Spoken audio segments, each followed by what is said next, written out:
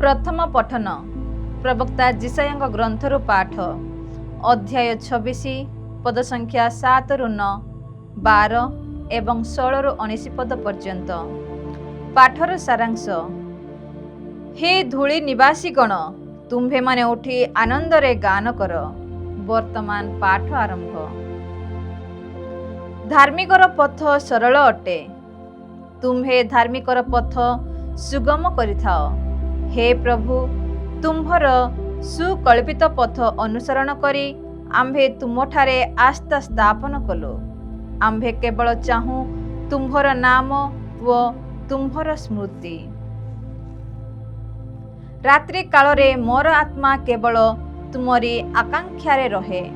मोर आत्मा तुम्हंकु अन्वेषण करे। पृथ्वी तुम्भर शासन मानी सर्व विषय शिक्षा कला। प्रभु, तुम्भे ही आमको शांति प्रदान करुछ। तुम्भे आम कर्म रे योग्यता अनुसारे आम प्रति व्यवहार करिथाओ। हे प्रभु, आम्भे दुख अनुभव करिबा समय रे तुम्हंकु अन्वेषण करू। तुम्भे आमको दंड देले आमे शोचनीय भावरे निष्पेदित होइथाओ। संतानर प्रसव समय आसिले स्त्री वेदना अनुभव कला भली आमे दुखरे अभिभूत होई क्रंदन करू। हे प्रभु, एहीपरि आम्भे तुमर उपस्थिति रे अनुभव करू। सते जेपरि गर्भधारण कला भली एवं प्रसव कला भली आमे मर्म वेदना अनुभव करू। आमे पृथ्वी को मुक्तिर पथ उन्मुक्त कलु नाही। पृथ्वी रे बास करिबा पाई आउ केही जन्म ग्रहण करू नाहंती। तुम्भर मृत्यु व्यक्ति माने पुनर्बार जीवित हेबे। से मानकर सब गुड़िक जागी उठिबे। हे धूଳି निवासी गण, तुम्भे माने उठी आनंद रे गान कर। तुम्भर शिशिर उज्ज्वल शिशिर तुल्य फल पूर्ण हेबो।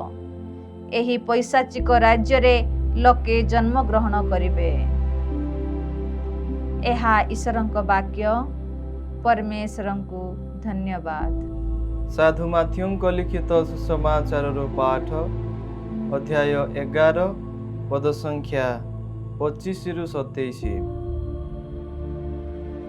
से समय रे जीसु कहिले, हे पिता, स्वर्ग एवं मर्त्यर प्रभु, मु तुम्भर धन्यवाद करे, कारण तुमे ए सकल विषय ज्ञानी व बुद्धिमान लोकंक ठारू गोपन रखी शिशु मानंकु प्रकाश करिअछ। हाँ पिता, ताहा ही तुमर सदिच्छा थिला। मोर पिता मते सबु विषय न्यस्त करिछंती। पितांक व्यतीत अन्य केही पुत्रंकु जानती नाही एवं पुत्रंक व्यतीत अन्य केही पितांकु जानती नाही। किंतु जाहांक निकटरे पुत्र पितांकु प्रकाश करिबाकु इच्छा करंती, से ताहांकु जानिबे। प्रभुंकर पुण्य सुसमाचार।